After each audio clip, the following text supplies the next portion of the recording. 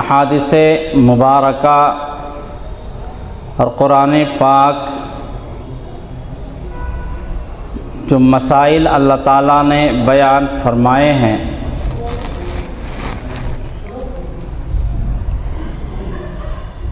ان تمام کا خلاصہ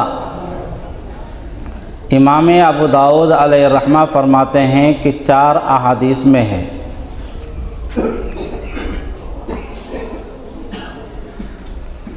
4,80,000 احادیث میں سے امام ابو داؤد علیہ الرحمہ نے 4 احادیث کا انتخاب فرمایا اور فرمایا کہ پوری احادیث کا خلاصہ، احادیث قرآن پاک کا خلاصہ ہے، اس کی تشریح ہے، اور 4,80,000 احادیث میں سے امام ابو داؤد علیہ الرحمہ نے 4 احادیث کو اپنی کتاب میں منتخب فرمایا اور فرمایا کہ 4,00,000 احادیث کا خلاصہ 4 حدیث ہے۔ اگر مومن ان 4 احادیث کو صحیح سے پڑھے اور اس کا مطالعہ کرے، اس کے مفاہیم کو سمجھے اور ان باتوں پر عمل کر لے تو کامل ایمان والا بن جائے گا۔ پہلی حدیث مشہور حدیث پاک انما الاعمال بالنیات، کہ عمل کا دار و مدار نیت کے اوپر ہوتا ہے۔ عمل سے مراد عمل صالح، نیک اعمال۔ برے اعمال میں اگر کوئی اچھی نیت کرتا ہے تو اس کے لیے اور وبال جان ہے۔ کوئی شراب پیتا ہے اس بنیاد پر کہ ہم طاقت میرے اندر آ جائے گی تاکہ اچھی طرح سے ہم نماز پڑھیں، وبال جان۔ کوئی سودی کاروبار کرتا ہے تاکہ ہم غریبوں کی مدد کر سکیں، وبال جان۔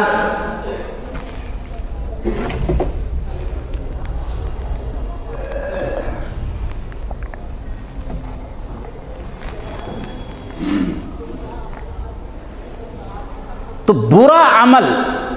برے عمل میں کسی نیت کا اعتبار نہیں ہے، لیکن اچھے اعمال حسنہ، اعمال صالحہ، جس کو کرنے کا اللہ اور اس کے رسول صلی اللہ علیہ وسلم نے حکم دیا ہے، اس میں بھی نیت کا دخل ہے۔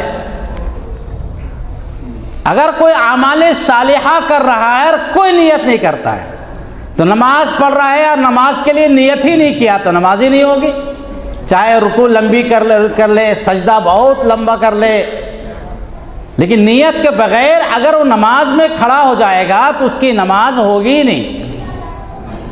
اگر کوئی دن بھر بھوکا رہتا ہے، مہینوں بھوکا رہا ہے، صبح شام سحری بھی کر رہا ہے، کوئی نیت نہیں کر رہا ہے، افطار کر رہا ہے، کوئی نیت نہیں کر رہا ہے، کھانا روزہ بھی رکھے ہوئے ہے اور کوئی نیت نہیں کر رہا ہے، تو نیت نہ ہونے کی وجہ سے اس کا بھوکا رہنا بیکار ہو جائے گا۔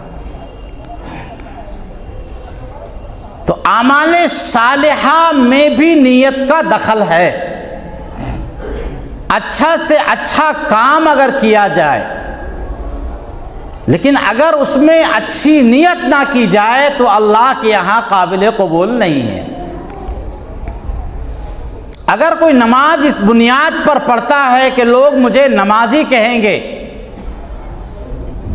تہجد کے لیے نماز میں اٹھتا ہے تو پورا ہنگامہ اور شور کرتا ہے تاکہ لوگوں کو معلوم ہو جائے کہ فلاں آدمی تہجد کے لیے اٹھا ہوا ہے، تو یہ تہجد بھی اسے کام نہیں آئے گا۔ نماز اس بنیاد پر پڑھے کہ لوگ اسے نمازی کہیں گے، وہ نماز اس کے چہرے پر پھینک دی جائے گی، اسی کا نام ہے ریاکاری۔ والریا شرک خفی، اور ریاکاری چھپا ہوا شرک ہے جو نظر نہیں آتا ہے، اس میں بھی غیر اللہ کو شریک کیا۔ وہ نماز پڑھتا اللہ تعالیٰ کے لیے لیکن وہ نماز اللہ کے علاوہ کو خوش کرنے کے لیے پڑھ رہا ہے، چاہے جتنی وہ نماز پڑھ لے گا اس نماز کا کوئی اعتبار نہیں ہے۔ ایک آدمی بہت بڑی بڑی مسجدیں بنواتا ہے، لیکن اس کے دل میں یہ ہے کہ لوگ اسے کہیں گے سخی۔ جتنی بڑی مسجدیں وہ بنوا لے، اس کا ایک ذرہ اسے ثواب نہیں ملے گا، اس لیے کہ اس نے اللہ کی رضامندی کے لیے نہیں کیا ہے، بلکہ لوگوں کو سخی کہلانے کے لیے کیا ہے۔ ایک حدیث پاک میں ہے کہ قیامت کے دن ایک بہت سخی اور مالدار کو لایا جائے گا، اللہ تعالیٰ اس سے پوچھیں گے کہ میں نے تجھے مال دیا تھا، تو نے کیا کیا؟ وہ کہے گئے اللہ میں نے زکوٰۃ نکالا، غریبوں میں خوب خرچ کیا، لوگوں کی مدد کیا۔ اللہ فرمائیں گے کہ تم نے اس بنیاد پر کیا تھا کہ لوگ تجھے سخی کہیں، مالدار کہیں، تم نے میری خاطر نہیں کیا تھا۔ فرشتوں کو حکم اللہ دیں گے جاؤ اسے پکڑ کر کے کھینچ کر کے جہنم میں داخل کر دو۔ حالانکہ اس نے دنیا میں خوب اچھا کام کیا، لیکن اس کی نیت خراب تھی، لوگوں کی خاطر وہ کام کرتا تھا، اللہ کے لیے وہ نہیں کرتا تھا، جس کی بنیاد پر اس کا اتنا بڑا عمل اللہ تعالیٰ نے قبول نہیں فرمایا اور اسے جہنم میں داخل کر دیا۔ ایک عالم دین کو کل قیامت کے دن لایا جائے گا اور اس سے پوچھا جائے گا کہ تم کو اللہ میں نے علم دیا تھا، تم نے کیا کیا؟ تو کہے گئے اللہ ہم نے اس پر عمل کیا، لوگوں کو پڑھایا، سکھایا۔ کہا مجھے پتا ہے تم نے سب کچھ کیا، لیکن تمہارا مقصد یہ تھا کہ لوگ تجھے بہت بڑا عالم کہے، بڑا خدمت گزار تم کو کہیں، تم لوگوں کو خوش کرنے کے لیے یہ کام کرتا تھا، میری خاطر یہ کام نہیں کرتا تھا۔ چنانچہ اللہ تعالیٰ فرمائیں گے اسے اٹھا کر کے جہنم میں داخل کر۔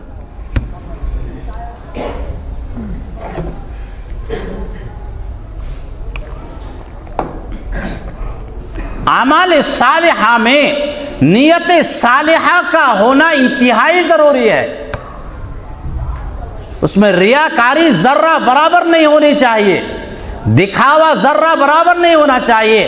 اللہ تعالیٰ سب چیز کو پسند کرتا ہے، لیکن اپنے اندر، اپنی ذات میں، اپنی صفات میں کسی کو شرکت بالکل پسند نہیں کرتا ہے۔ ہم جب پسند نہیں کرتے ہیں کہ میری محبت میں کوئی اور شریک ہو جائے، کیا ہم چاہتے ہیں کہ میری گھر والے سے کوئی اور محبت کرے، میری بیوی سے کوئی اور محبت کرے، میرا خادم ہے اس سے کوئی اور خدمت لے؟ جب ہم نہیں چاہتے ہیں تو اللہ تعالیٰ قادر مطلق ہے۔ اللہ نے ہمیں اپنی عبادت کے لیے پیدا کیا۔ اللہ فرماتے ہیں کہ میں کر رہا ہوں تو مجھے ہی مانو، مجھے میری ذات میں، صفات میں کسی کو شریک نہ ٹھہراؤ، کسی اور کو خوش کرنے کے لیے کوئی کام نہ کرو، بلکہ میری رضامندی کے لیے کوئی کام کرو۔ تھوڑا بھی اگر تم کام کرو گے، ان اللہ لا ينظر الى صورکم ولا اعمالکم ولکن ينظر الى قلوبکم۔ اللہ تمہارے چہروں کو نہیں دیکھتا ہے، اللہ تمہارے اعمال کو نہیں دیکھتا ہے، اللہ تمہارے دلوں کو دیکھتا ہے کہ تم نے کس بنیاد پر کام کیا تھا۔ ہم قربانی کرتے ہیں، بہت بڑا جانور ہم نے لایا، پورا محلہ میں شور کرتے ہیں کہ سب سے بڑا جانور میں نے لایا ہے، مونچھ پہ تاؤ لگاتے رہتے ہیں ایسے کر کے۔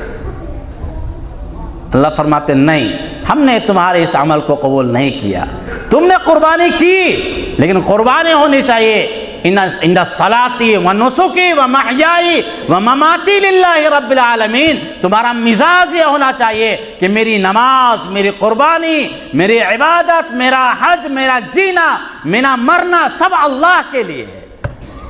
ان صلاتی و نسکی و محیائی و مماتی للہ رب العالمین، کہ میری نماز ہو، میری قربانی ہو، میرا حج ہو، میری زندگی، میری موت سب اللہ تعالیٰ کے لیے ہو، لوگوں کے لیے نہیں ہو۔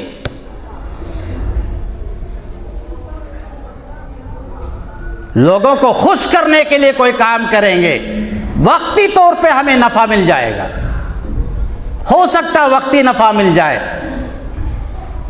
لیکن آخرت میں تو اللہ کے پاس ہمیں جانا ہے۔ اسی 60 سالہ 70 سالہ عمر میں اللہ نے ہمیں دیا، وہ بھی بہت محنت کیا، اور اس کا صلہ کل قیامت میں ہمیں اللہ نہیں دے، اٹھا کر کے جہنم میں اللہ ہمیں داخل کر دے کہ تم نے کام تو کیا تھا، دکھاوے کے لیے کیا تھا، تم باہر میں شور کرتے پھرو میں ایسا کام کیا، ویسا کام کیا، ویسا کام کیا۔ کیا کیا؟ اگر اللہ کے لیے کیا ہے اللہ تمہارا اس کا اجر دے گا، اور اگر لوگوں سے اجر مانگنا ہے تو مانگ لو۔ انبیاء علیہم السلام جب بھی کہتے تھے وہ کہتے ان اجری الا علی اللہ، مجھے اللہ ہی سے امید ہے، کسی اور سے امید نہیں ہے۔ قرآن پاک میں جگہ جگہ انبیاء کا قول نقل کیا ہے، ان اجری الا علی اللہ، مجھے تو اللہ ہی سے اجر کی امید ہے، میں تم سے اجرت نہیں مانگتا۔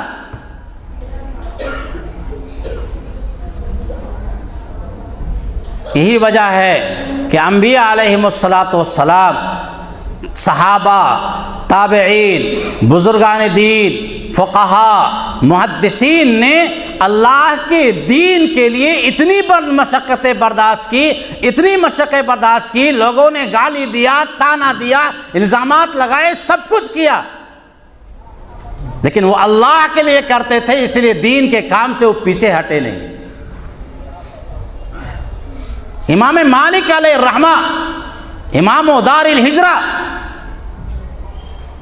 جو کبھی مدینے سے نکلے نہیں، ان کی تمنا تھی کہ مدینے میں پیدا ہوا، مدینے میں وفات میری ہوگی، صرف حج کرنے کے لیے جاتے تھے اور جہاں کر کے فوراً واپس آ جاتے تھے، کہیں نہیں سفر کیا انہوں نے۔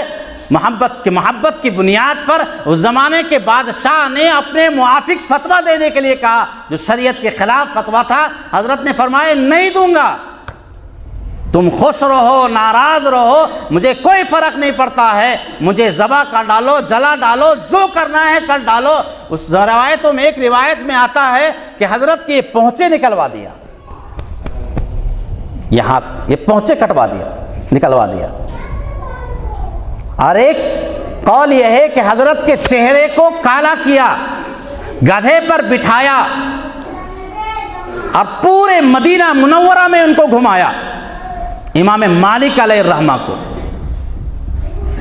امام مالک علیہ الرحمہ اس آن میں بھی کہا کرتے تھے جو مجھے جانتا ہے جان لے، جو نہیں جانتا ہے وہ بھی جان لے کہ میرا نام ہے مالک ابن انس، میرا نام ہے مالک ابن انس، میرا نام ہے، میں شریعت کے خلاف فتویٰ نہیں دے سکتا، اللہ کی رضامندی کے لیے زندہ ہوں اور اللہ کی رضامندی کے لیے دین کے لیے مروں گا، لیکن میں کسی بادشاہ کو خوش کرنے کے لیے، کسی عوام کو خوش کرنے کے لیے میں خلاف شرع کام نہیں کر سکتا۔ امام ابو حنیفہ، امام اعظم علیہ الرحمہ کو بھی اسی دین کی خاطر مشقتیں برداشت کرنی پڑی، اب تھوڑی بڑی نہیں۔ اس زمانے کے علماء سو، اس زمانے کے علماء سو نے پلاننگ کیا، ایک خاتون کو تیار کیا، اسے پیسے دیے اور کہا کہ تمہارا کام صرف اتنا ہے کہ امام ابو حنیفہ رحمۃ اللہ علیہ کو تم اپنے گھر میں کسی طرح بلا لو، باقی کام ہم سمجھ لیں گے۔ عشاء کی نماز پڑھ کے امام صاحب گھر میں تشریف لائے تو ایک خاتون آئی کہ میرا شوہر بہت بیمار ہے، ایسا لگتا ہے کہ مرنے کے قریب ہے، آپ تھوڑا سا میرے گھر میں چلیے، تھوڑا سا چلیے تاکہ آپ دم وغیرہ کر دیں، کچھ دعا کر دیں تاکہ آسانی سے روح نکل آئے۔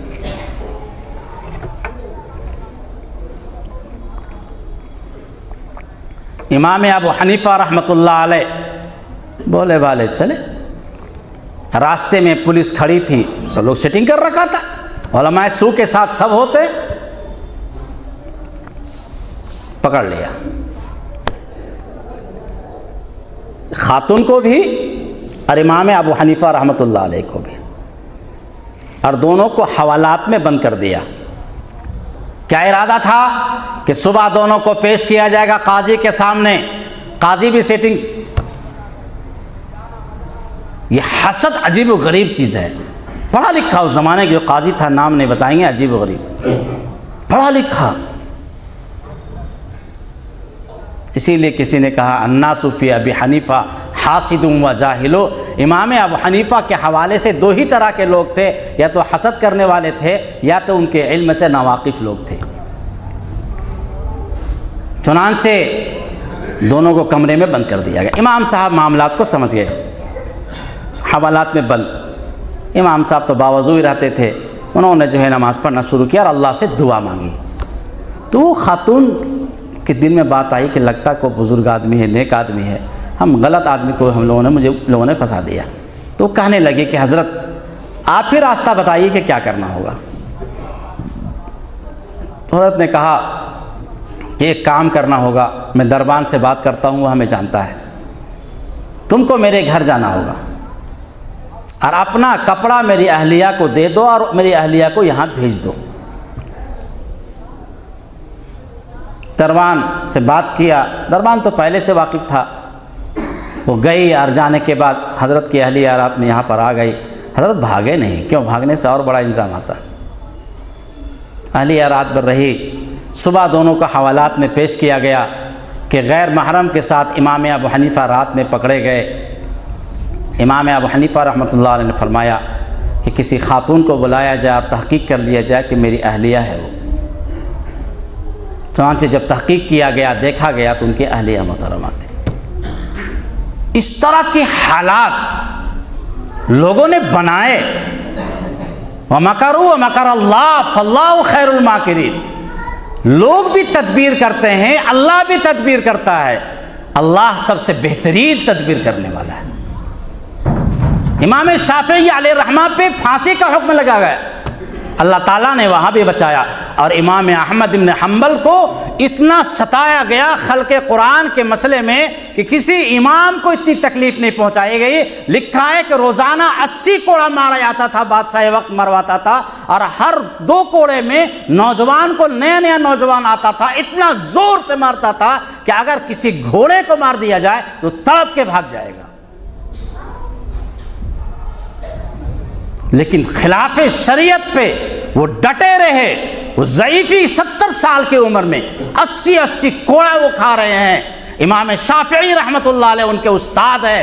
لکھا ہے کہ اس حالات آزمائش سے آنے سے پہلے امام شافعی رحمۃ اللہ علیہ نے خواب میں دیکھا رسول اللہ صلی اللہ علیہ وسلم کو، اور فرمایا کہ احمد کو سلام کہہ دینا اور یہ کہہ دینا کہ اس کے پر حالات آنے والے ہیں، وہ ڈٹا رہے، ثابت قدم رہے. امام شافعی رحمہ نے اپنے شاگرد کے پاس کسی کو بھیجا بشارت سنانے کے لیے. تو امام احمد بن حنبل نے اپنی ٹوپی اتار کے دیا، جاؤ یہ ٹوپی ہمارے استاد محترم کو دے دینا. امام شافعی علیہ الرحمہ نے اس ٹوپی کو لیا اور لینے کے بعد اس کو دھویا اور اس کو پینے لگے. شاگرد کی ٹوپی ہے. حالات آئے، ڈٹے رہے. جب وہاں سے اللہ تعالیٰ نے نجات دیا تو ایک جملہ فرمایا کرتے تھے، اللہ تعالیٰ ابو الحسین کو، اللہ تعالیٰ ابو الحسین پر رحم فرمائے. تو بیٹوں نے کہا کہ ابا یہ کون آدمی ہے جس کے بارے میں آپ دعا فرماتے ہیں؟ کہا بیٹا جب مجھے کوڑا مارنے کے لیے لے جایا جاتا تھا تو وہاں ایک ڈاکو تھا جس کا نام تھا ابو الحسین. وہ ڈاکو میرے دامن کو پکڑ کے کھینچا. کہا کہ احمد بن حنبل میں مشہور زمانہ ڈاکو ہوں، مجھے سرکاری ریکارڈ میں 10,000 کوڑا مارا گیا ہے، لیکن میں دنیا کی خاطر ڈٹا رہا، میں نے کبھی زبان نہیں کھولی.